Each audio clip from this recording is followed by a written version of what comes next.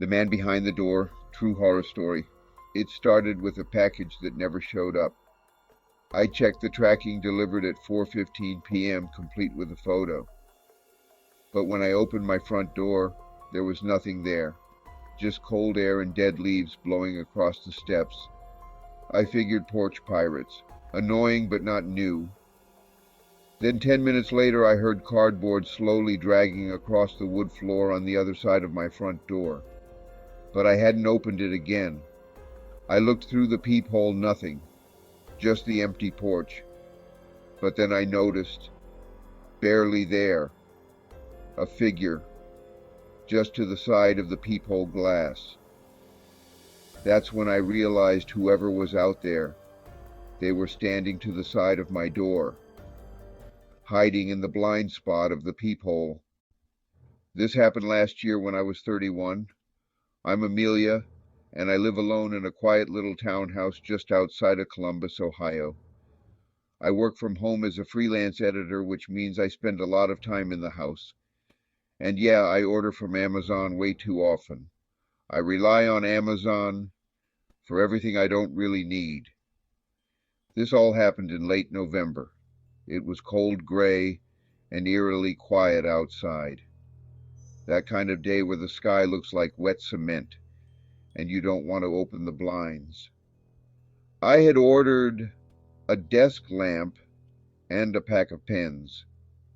Around 4:15 p.m., I got the usual notification your package has been delivered. I got up, strolled over to the door, and opened it expecting to see the box sitting on the mat. Nothing. No box, no truck. Not even footprints in the light dusting of snow. I stepped out a little farther and looked up and down the block. It was totally still, silent. I figured maybe someone stole it. Porch pirates had been a problem in the neighborhood lately, so I just sighed and went back inside. 10 minutes later, I was back at my desk answering emails when I heard it. A soft, slow scraping sound, like cardboard dragging across wood. It was coming from the front door. I froze. I muted my computer, listened again, and there it was clearer this time. Scrape, pause, scrape. I stood up and walked slowly toward the door. Everything in me was telling me not to look through the peephole, but I couldn't stop myself. I leaned forward, heart pounding. Nothing, just the empty porch. But then I noticed, barely there, a figure, just to the side of the peephole glass. That's when I realized whoever was out there, they were standing to the side of my door, hiding in the blind spot of the peephole. I stepped back fast. I didn't know what to do. I didn't hear a knock. No movement. Just that creepy, slow dragging sound from before. I backed away and grabbed my phone. I didn't call 911 yet. I wasn't even sure anything had happened. I just knew something was very wrong. I crept upstairs to my bedroom, locked the door, and sat on the edge of my bed trying to breathe. A few minutes later, I texted my best friend someone's outside. Hiding. Don't know what they want. Should I call the cops? She didn't answer right away. That's when I heard it again. Knock, knock, knock. But not at the front door. This time it was coming from the door that leads into my garage. Now here's the thing, my garage isn't detached. It's right off the kitchen and the connecting door is thin. Just your standard interior door. Nothing sturdy. I slowly got up and tiptoed out of the bedroom, staying quiet. My house was dead silent, but I could feel it. Whoever had been at the front door was now in my garage.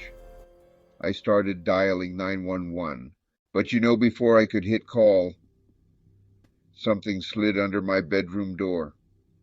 I didn't even hear footsteps, no creaking floorboards, nothing at all. Just the soft sound of paper sliding across wood. I walked over, heart in my throat, and bent down. It was a photo a printed photo on glossy paper. I picked it up with shaking hands. It was a screenshot of me, standing at the front door earlier checking for the package, but it was taken from inside the house from a high angle, like a security camera shot. Except I don't have security cameras inside. And oh, I knew instantly this wasn't taken through a window. You could see the back of my head, and the angle showed my whole entryway. Someone had taken it from upstairs. I finally called 911, locked myself in the bathroom, and didn't move. I stayed quiet, completely still, for what felt like forever. The operator stayed on the line. I whispered what happened. She told me to stay hidden until police arrived. About 15 minutes later, I heard loud knocks. Real ones this time. Police. They did a full sweep of the house. Front door still locked. Garage door open. No forced entry anywhere. But they did find something else. In the garage, tucked behind a stack of storage bins, a duffel bag. Inside, gloves, duct tape, a pocket knife, and my missing Amazon package. On top of the box, taped neatly, was a note. It just said, "Next time answer the door." The police treated it like an attempted home invasion. They dusted the bag for prints, took the note, asked me a million questions. But no one was ever caught. They told me it looked like someone had been watching the house, maybe following deliveries, maybe tracking patterns. When I was home, when I opened the door, how long I took to respond. That night I couldn't sleep. I kept every light on, checked every closet. I felt violated, hunted. But the worst part, 2 days later I went to take the trash out. I hadn't been to the side yard since it happened. And wedged behind the AC unit was a second photo. This one was even worse. It was me sitting at my desk, from behind, taken inside my house, and in the reflection of the window in front of me, you could see the faint outline of a man.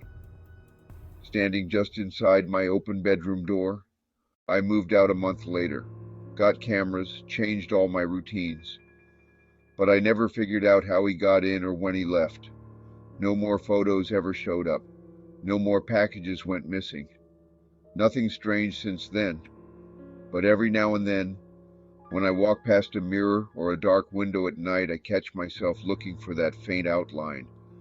And I can't help but wonder what would have happened if I had opened the door. If you found this story chilling, be sure to like, subscribe, and turn on notifications for more real-life horror stories, just like this. Let me know in the comments.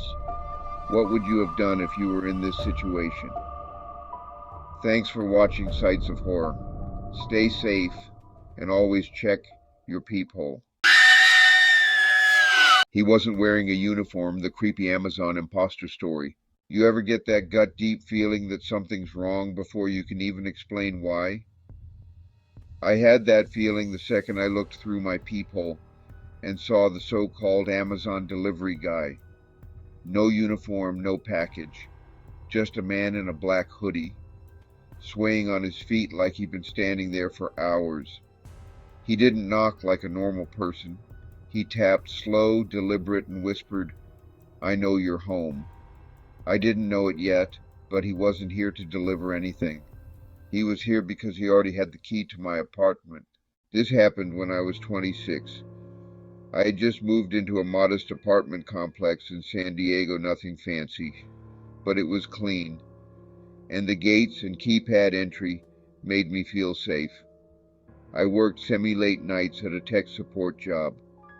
Most nights I'd get home around 9, make something quick to eat, and unwind before bed.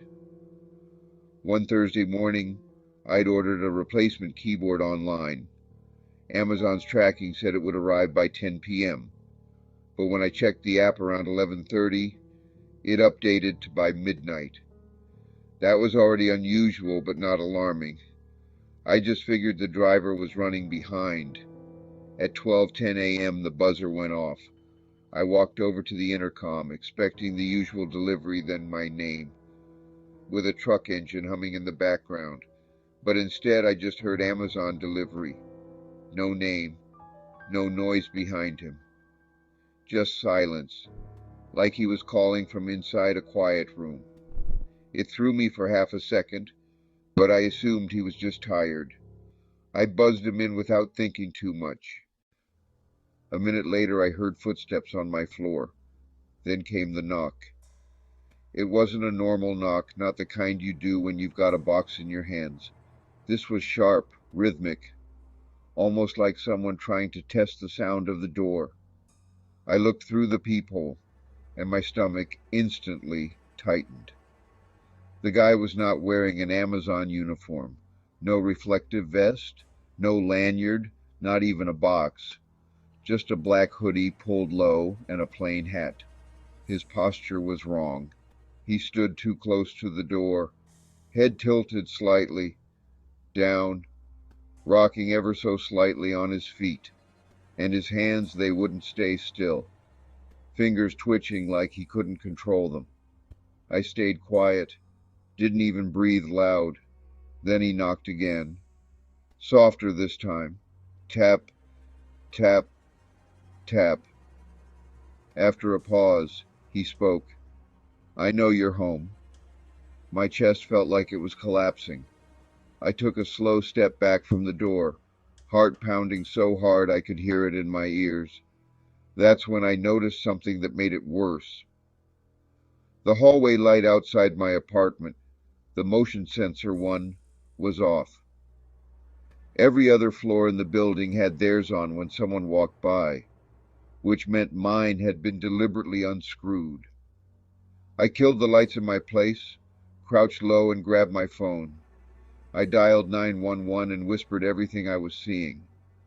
While I was on the call, I heard his footsteps again, slow, dragging, moving down the hall. Then nothing. For the next 15 minutes I sat in the dark, not daring to move, until I finally heard the knock of the police at my door. When I let them in, they told me they'd searched the building and the guy was gone. Here's where things got even stranger. There was no record of any package being sent to my address that night. Not from Amazon, not from USPS. No deliveries at all. When security pulled the camera footage from the lobby, we saw him walk in, no box in his hands, and pull a small ring of keys from his pocket. Skeleton keys. The next few days I barely slept. Every sound in the hallway made me jump. 2 days later I decided to get a cheap doorbell camera. I figured if it happened again, at least I'd have proof. It took less than a week for that camera to catch something. Around 1 a.m. my phone buzzed with a motion alert from the camera. I opened the app and there he was. The same black hoodie, same hat. This time he didn't knock. He just stood there, staring directly into the camera for nearly 30 seconds, swaying like before. Then, without breaking eye contact, he reached into his hoodie pocket and pulled out a single key. He slid it into my lock and slowly turned it. The deadbolt stopped him. I'd added it after the first night. When it didn't open, he leaned in toward the camera and smiled. Then he walked away. I called the police again, showed them the footage, and filed another report. 3 weeks went by without incident. I tried to convince myself he'd been arrested for something else or moved on. Then one Friday night I woke up to the sound of my front door handle clicking. Not knocking, not jiggling, clicking like someone trying each lock, one by one. I froze in bed, straining to hear. The clicks stopped. Then came a slow, deliberate scratching sound right near the latch. I looked at my doorbell camera feed. It was black. I then dialed 911 again. As I was talking to the dispatcher, I realized something horrifying. The scratching wasn't at the latch. It was above it, near the peephole. I got up quietly, staying out of sight, and looked through the side gap of my blinds to see the hallway. There he was. I looked in the peephole. It was black also, completely covered. The dispatcher was telling me to stay on the line when I heard it. The faint metallic sound of a drill. He was trying to remove my deadbolt. I don't remember deciding to move, but suddenly I was dragging my couch across the living room, barricading the door. Seconds later, there was a thud against it, not full force, just testing. Then another. I could hear his breathing now, faint but steady, right on the other side. Then silence. The police arrived 8 minutes later. When they reviewed the building hallway camera, the man had left the moment my couch scraped across the floor. He knew exactly how long he had before they'd show up. Management upgraded the door locks and a new building's entry system after that night. The cops eventually told me they believed he'd been a contractor for the complex years earlier, which would explain the skeleton keys. No one knew why he was targeting my unit specifically. Maybe because I'm a single woman, living alone. They never caught him. But the last frame of him on the security footage standing in my hallway, head tilted, holding that single key and small drill, is burned into my memory. It made me realize something. The night he first buzzed my intercom, he didn't want to deliver a package. He wanted to see if I'd invite him inside. If that story sent a chill down your spine, there's more where that came from. Subscribe to Sights of Horror, where your nightmares find a home. Same box, different man. Creepy package mystery in Suburbia. The man who delivered the package to my front door wasn't the same man sitting in the black SUV watching my house 10 seconds later. Same hoodie, same build, but not the same face. That's when I realized neither of them was supposed to be here in the first place. This happened last year. I was 38, married, 2 kids. We live in a quiet suburb in New Jersey, the kind of place where you don't double lock your door in the daytime. My wife had ordered a big wooden toy kitchen set for our daughter's 5th birthday. Thing weighed 100 pounds. Came in a massive box. Delivery was scheduled for Saturday morning. Saturday comes. Around 10:30 a.m., I'm in the living room. My wife's upstairs. Out the window, I see the Amazon van pull up to the curb. All is normal at first. The guy who stepped out wasn't wearing the usual Amazon vest or any kind of recognizable uniform. Just a plain dark gray hoodie and black jeans. Nothing that said delivery at all. He kept his hood up, his face hidden, head tilted down so I couldn't see his eyes. He grabbed the box from the back of the van, carried it up the steps, and placed it gently at the door, just like any normal delivery. But then he didn't leave right away. He just stood there completely still, staring at the door, as if he was waiting for something. I watched him for maybe 30 seconds, feeling more uneasy with every passing moment. He finally stepped off the porch, but instead of heading back to the van, he walked down the side of my house out of view, which made me even more nervous. That's when I got up, opened the door, and quickly pulled the box inside, just to be safe. The box felt light. It was taped with the official Amazon label. But when I glanced toward the street, I froze. About 6 houses down, parked on the side of the road, was a black SUV. And sitting in the driver's seat was the same man. Same hoodie, same build, same posture. Except it wasn't the same face. The guy in the SUV was older, narrower eyes. His hoodie string was pulled tighter.